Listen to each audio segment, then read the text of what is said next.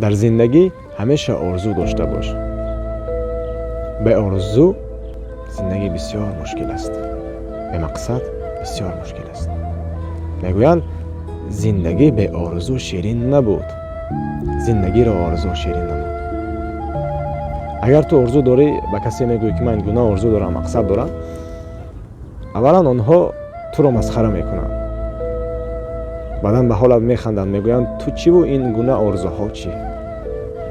وقتی به آرزویت میرسی، یکمین نفری که به تو باوری حاصل میکند نفری است که تو رو نمیشناسی.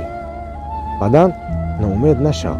میدونی برای به آرزویت رسیدن تو باید یک چند راههای مشکل را طی کنی. در حیات، در زندگی به محنت راحتی نیست. ناامید نشو. از پروردگار همیشه با امید باش. بنده به امید است، شیطان ناامید.